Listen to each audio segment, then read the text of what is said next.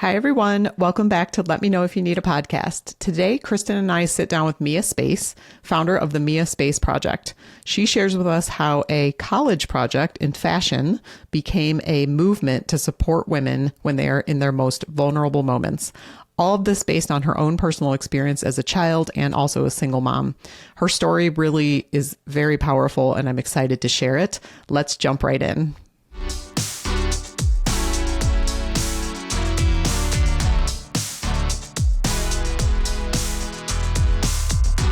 Hi, everyone. Welcome back to Let Me Know If You Need a Podcast. Today, Kristen and I are sitting down with Mia Space, founder of the Mia Space Project, which we're going to jump into. And Kristen is going to start us off because Kristen and Mia actually know each other from another life. So she'll give us a little background and then we're going to jump right in. Well, first of all, Mia, I'm so happy to see you. Mia and I worked together in a different world. We both were in tech, and she would so graciously bring her organization into our office for an annual, women-driven volunteer initiative. And she just has an incredible story, and we're so thankful to have you on the pod. Thanks, Mia, for joining. Thank you for having me. I'm so excited to do this and have this conversation. So, I know we have a lot to catch up on both professionally and personally, but I would love to start off with hearing from you, what's the Mia origin story and how did you get to the Mia Space Project, or what I originally knew as the Fabulous Purge Project, as a little teaser? Both adorable names. Yeah. Thank you so much. Mm-hmm. Yay. Thank you.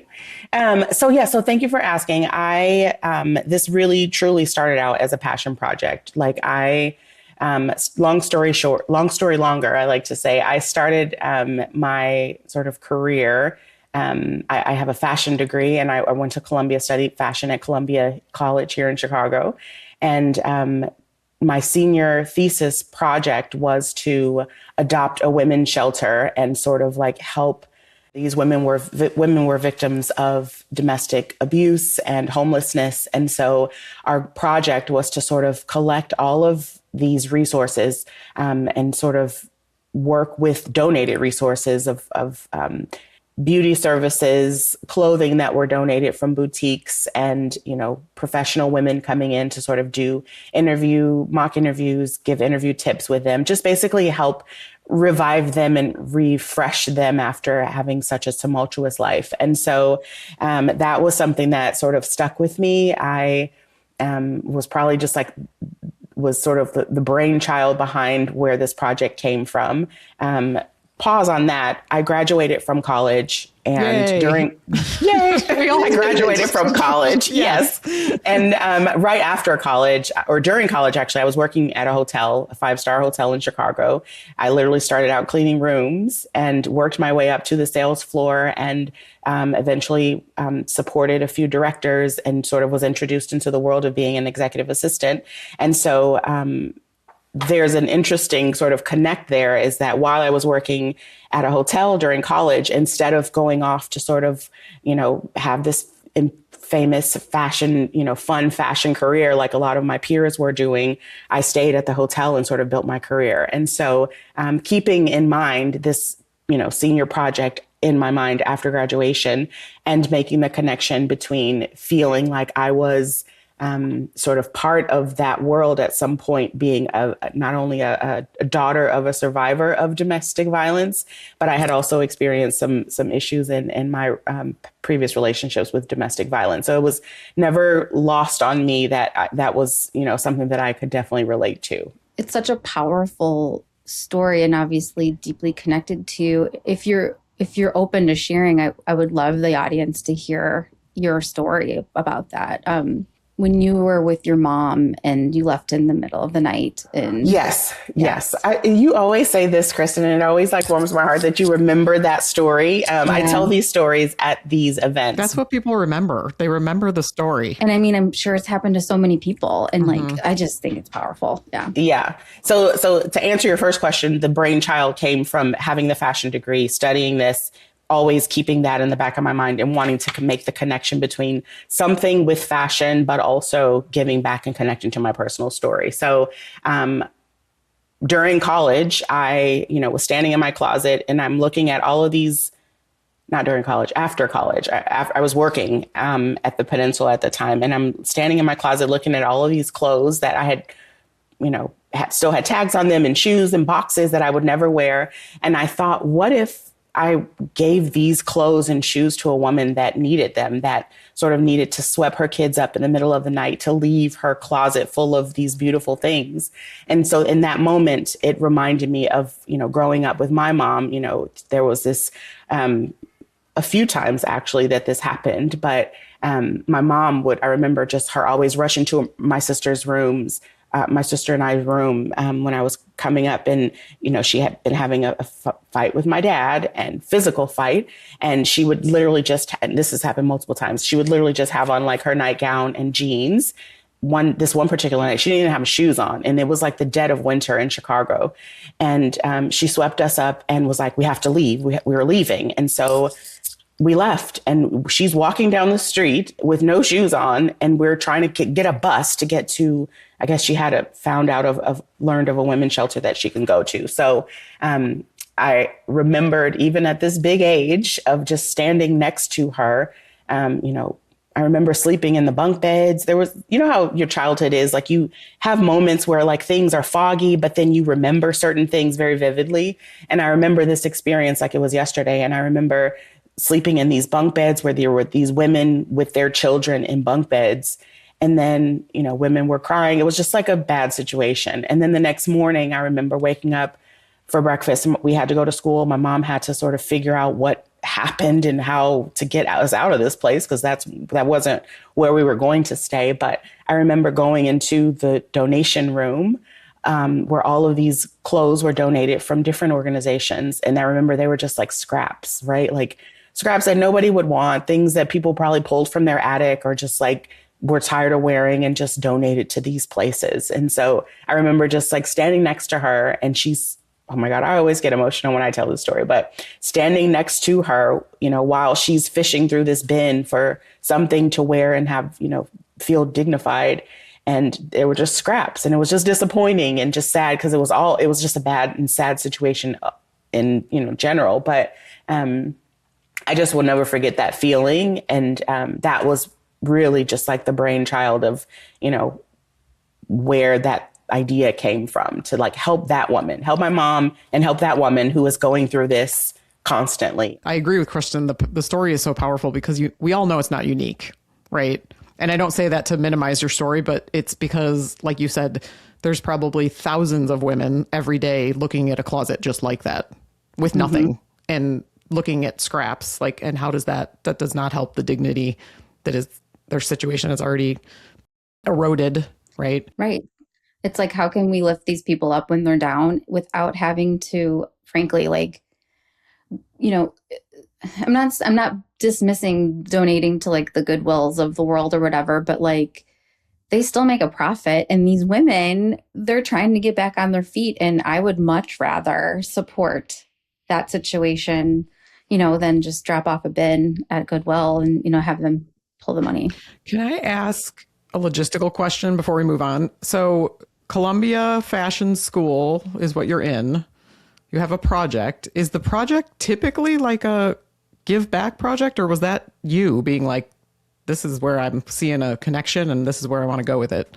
No, it literally, I don't even know if the instructors came up with this project, but it was really just, they chose to sort of have it be a give back project. And I'm grateful that they did, because I felt like in that moment I found my purpose, and it only made sense that it sort of, I had the personal connection to it. And so, that it was just like serendipitous that I mean, considering the circumstance, but it was, they found that. Yeah. Okay. Yeah. I love how you took all of that and just channeled it into something lovely and beneficial and helpful for everybody in the community. So cut to like the recent times. You have a day job. You are a very busy woman.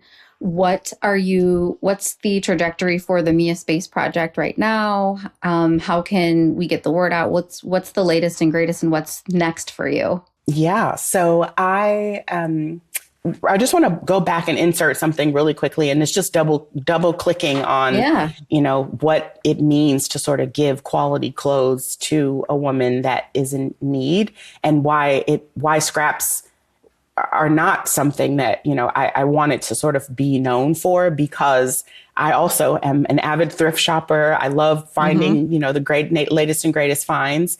And most people, you're right, Kristen, like when you think of donating, you think, oh, let me go give to the Goodwill or give to the Salvation Army. And granted, those organizations have incredible missions to sort of give back to the community, create jobs in the community.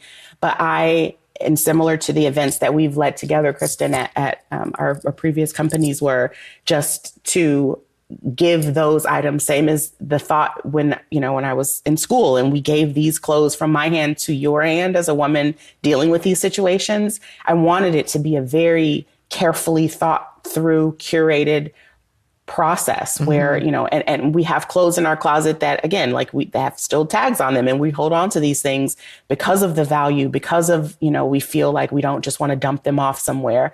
And so it was very important to me to have the quality of these clothes literally go from one hand to the other. Yeah. And I want to build on that. It wasn't just the quality, it's how it's displayed. Like you literally post up shop to where it looks like a boutique when you go to these places. And I think that is just as important for the experiential piece of it too. It's like they're shopping, they just don't need to like dump everything they have out to pay for it. I think it's wonderful. It feels less like picking through someone's leftovers, right? Exactly. And that was, again, tying it back to the experience that I had of just like fishing through a bin of just scraps, so yes, those are also hugely important. Before we go into what is next I want to ask, one of the questions Kristen had kind of brought up ties into when we have the reason we have the podcast is because we find that people, and particularly women going through a difficult situation, and we have talked to a lot of people in illness, but the situation you described is very similar,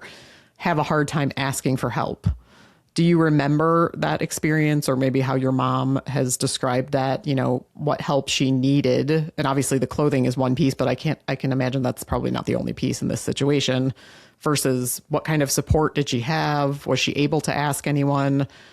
Because I feel like it's like asking your community is one thing, meaning your friends and family that are close, versus going to, a shelter is somewhat not personal support, right? So how did that show up for you? Yeah, I feel like this is sort of like digging into sort of like family things, right? Like when there's abuse happening in a home and a relationship.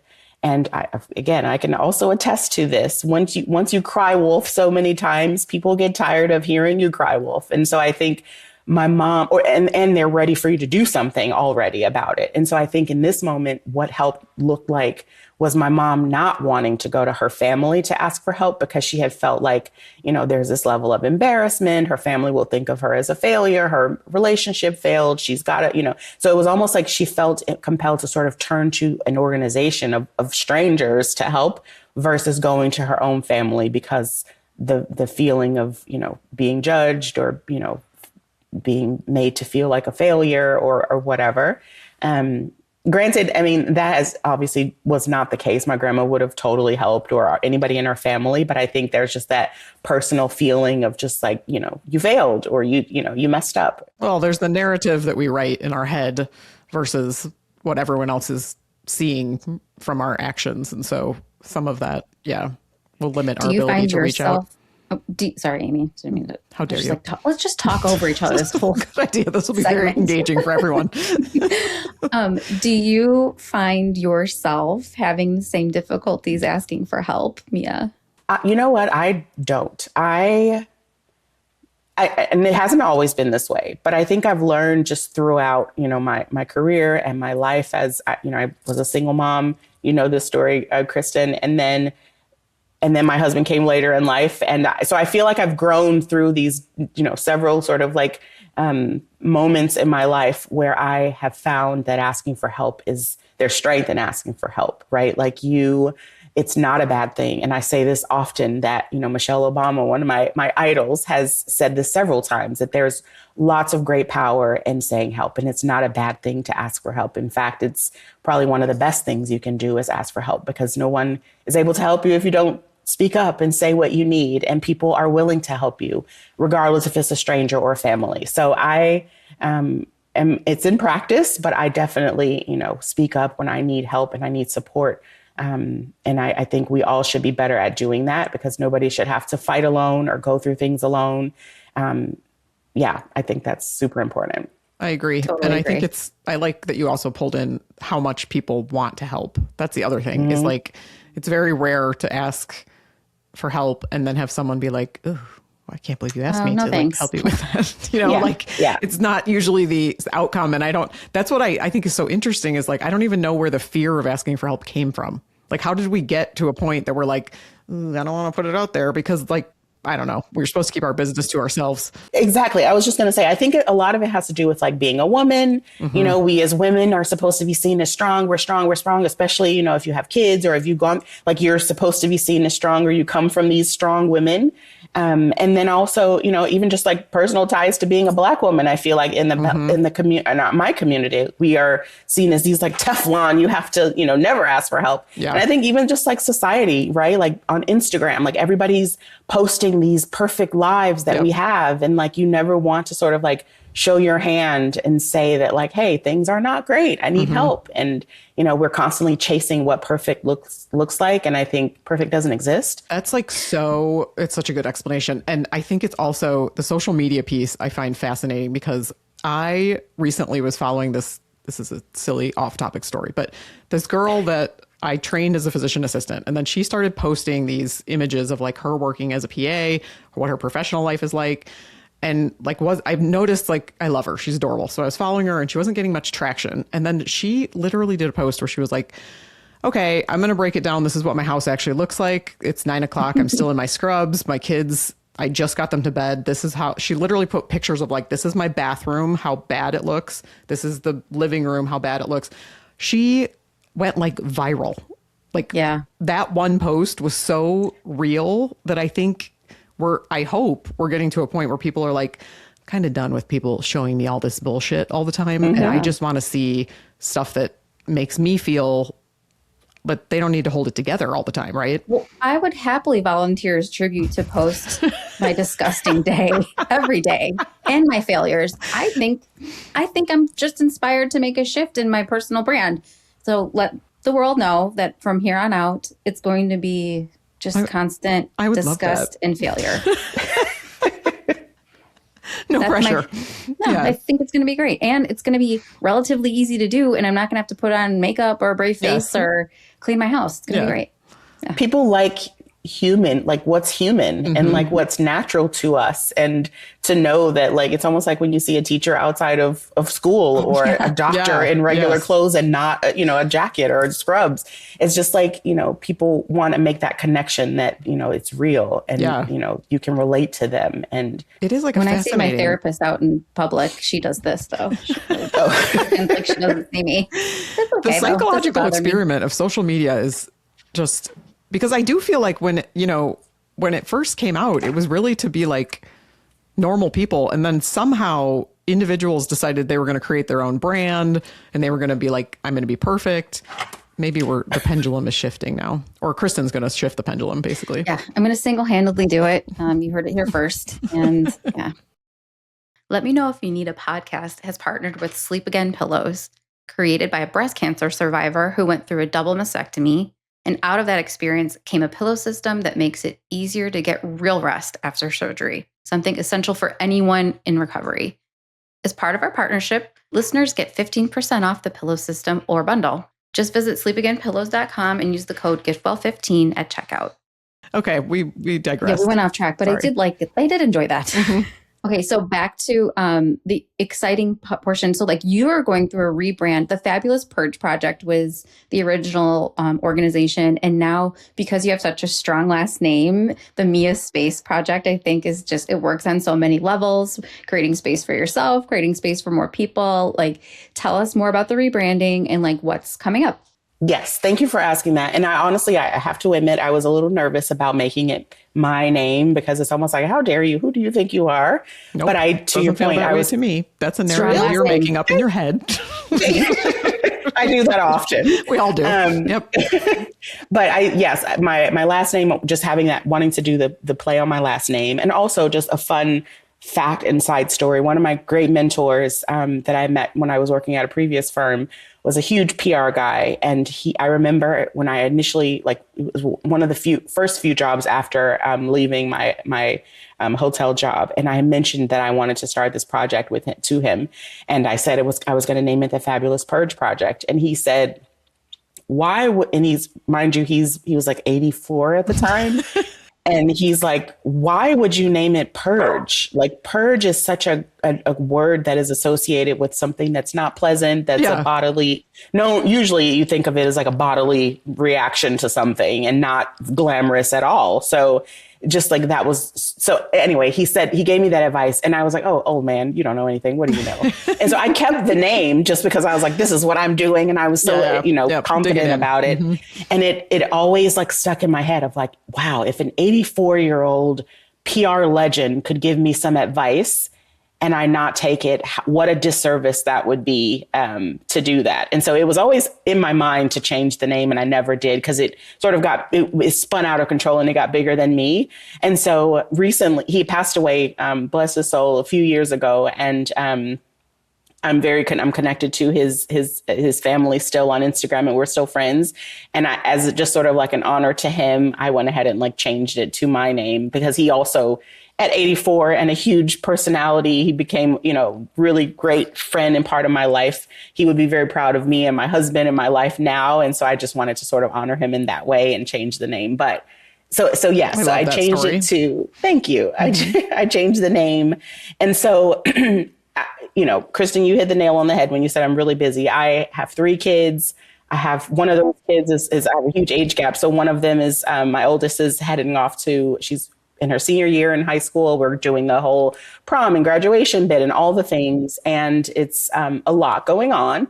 But my project is definitely, I feel that is my purpose and my passion in life. And I don't care if I make a cent off of it. I will do it for free and give it all my time and energy. But realistically, I needed to do this pivot from one, I needed to sort of do a refresh because I really hadn't done anything since working in tech over the past, my goodness, almost 4 years. It really has just sort of been laying dormant and being this sort of like thing. And so over the holidays, obviously I was home with some extra time. I decided to do this refresh, but I wanted the refresh to be intentional and more focused on applying the learnings that I had from hosting several clothing drives in partnership with some of the great companies that I've worked for previously to, making it practical for my everyday life. And so I came up with it. I changed the name first, and then I sort of revamped my socials, right, to sort of like give it that little like refresh, but then also changed sort of like the method and the way in which I sort of go to market with how I collect donations, how I solicit folks to donate to my organization, and just the way in which people can donate. So I changed it to a 3-prong approach where you can donate via a porch pickup. Yeah, you can donate via porch pickup if you're local to Chicago or the surrounding area. You can ship your donations. I have Kristen, you have one of our great friends, Nicole Bonk, and her mom, the ladies Bonk, ship items to me several times, and I'm very grateful for that. So that's also an option. And then the third one is doing curated events like I've done before and sort of clothing drives. And so those are just like easier ways because I have folks asking like, I want to donate how, and I don't have a brick and mortar for you to come and like drop off your clothes. So just making it easy and practical for people to be able to donate. So maybe we covered this, but do you partner then with the shelters and help them tidy up that appearance that you had so it's not like just buckets of random clothing? Yeah, so that's the other part of it is that I have sort of refreshed my list of organizations that I work with. And so I've learned throughout the trial and errors and all the blood, sweat, and tears of the events that I've organized is that, one, I tap, certain organizations that have women that have the need for clothes. But also I've learned that shelters no longer want you to just dump a bunch of donations off. Like, Kristen, I can't remember if you gave me this advice, but somebody had also given me the advice of like, how are you curating these donations so they're not just a bunch of, bathing suits and, short sets when it's the dead of winter in Chicago. Oh, I saw that on your site too. Like we need appropriate, weather appropriate gear for women, right? So that they're not, like you said, walking around barefoot in the middle of exactly. That was not my idea, but it's very good. But also, you could have said credit. I remember that being your idea. That's what I remember. So just take credit for that. Thank you. I think the stories we weave in our heads. There's the theme of this episode.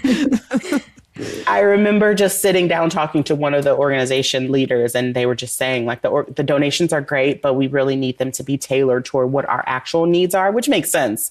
And so as part of the refresh, I've also sort of done this more curated donation process where I go to the shelters and say, hey, what do you need? Versus, hey, shelter X, let me drop off all these donations without any sort of rhyme or reason of how they make sense for you and the women that they would benefit. And so, yes, if that answers the question. That's the other part of it, is just like more of a curated selection.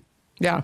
Love that. I remember gals dropping off like designer purses at our drive. And I was like, it took all my might not to be like fishing through that stuff too. But I know it's really like it was great though. I mean, this is what women need, like these young women or any age for that matter, who, they want to show up and look their best. And I think it's wonderful. It really is. And so the other part of what is next for this is, obviously the clothing drives and the donations incoming are, it's a bit slower now, just given that, we have to be a bit more selective.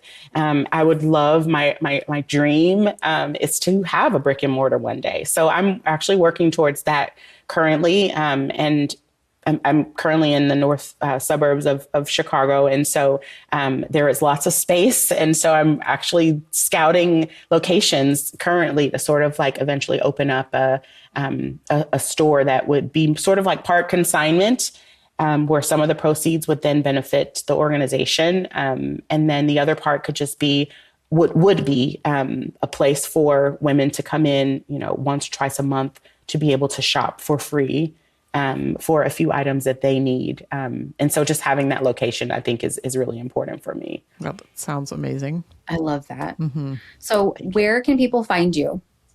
So I am on Instagram. You can find me on Instagram. I have a website. It's miaspaceproject.com. And Instagram, I'm at the Mia Space Project. We can put it in the show notes. I was going to say, I'll send you the whole list. But yeah, I really am focused also, in addition to where to find me. I'm also really looking forward to sort of connecting with a ton of my previous, companies I've worked for. I've met some incredible folks that help me with the companies that they work for, bring me into their office to be able to host clothing drives, because sometimes I found just having the connections and the people, the community around you to help, bring you into spaces that, lend this actual space for you to hold a clothing drive. That's most of the time, that's all I need. So yeah. I'm looking forward to just like meeting more folks to sort of partner and have me in for clothing drives. It's nice to have a trigger to be like, oh, there's a clothing drive next week, because like I can tell you there's stuff in my closet. It is going to sit there because I don't have any motivation, right? There's nowhere that I'm like, oh, I know if I donate this, I know it will be well used. But I would love if someone would say, hey, like in 2 weeks, this group is coming in and these are the types of things they're looking for. So I think you're right. The partnerships would be great. And if you wouldn't wear it, don't donate it. Like that's the one thing I remember thinking. It's like, no one wants your gross t-shirts that have. Nobody wants a Bali shirt. Yes. And totally. And it almost adds to the experience. Like part of being able to do it with these great companies that I've worked with is, yes, having the space, but also like making the participants or the people that are coming to your event feel like they want to bring what they have, and almost like a sense of pride about it. Like these very expensive designer bags. I had a boutique donate like 100 beautiful coats. And so it's almost like you want to sort of like bring it because you feel proud of being able to give it away. And so, yeah. I think it's wonderful. Well, we adore you and we love what you're doing. I hope people, one, are inspired to maybe do the same in their community and also reach out to you for hosting events in the near future. I hope your calendar's booked in advance so you don't have to do too much work branching out to ask people for help. So Mia, we thank you so much for your time today, and we will put all of your information in the show notes, and we really appreciate you sharing your story. But before we hang up, we do appreciate you. But before we hang up, We like to lighten things up a little bit and ask, understanding that when people ask for help and people bring help, it often is in the form of food. So we take our comfort in food. What is your favorite comfort food? Oh my gosh, that's so easy. And how might that look for you? Yes, my favorite comfort food is definitely soul food. It's soul food. And if you don't know or haven't known, it's the ultimate comfort food. And it's mac and cheese, collard greens, dressing. It's like we some people call it stuffing. We call it like cornbread dressing. And are you cooking potatoes. This? Is husband cooking this? Are you ordering this? My husband is not allowed in my kitchen. He knows this. But I definitely, I'm very grateful to have stood next to my mom for years and years and years to be able to perfect my skills in the kitchen. So I am definitely cooking. Although it's nice to have somebody cook for you. Yeah, for sure. If they do it right. If they do it right. Yeah. That sounds great. Oh, well, thank you. We just, again, adore you. And thank you for being here with us. And we're here for you at any time. And have a great day. Thank you so much. Thank you for having me. Have a great day too. Thanks. That is a wrap on this episode of Let Me Know If You Need a Podcast. We are thrilled that we had Mia Space on today. She is such an inspiration. I hope you enjoyed this episode and her story, and that you will check out the miaspaceproject.com. We have all of her information in the show notes. And as always, if you enjoyed this episode, we would love if you like and subscribe to Let Me Know If You Need a Podcast. Check us out at lmkpod.com.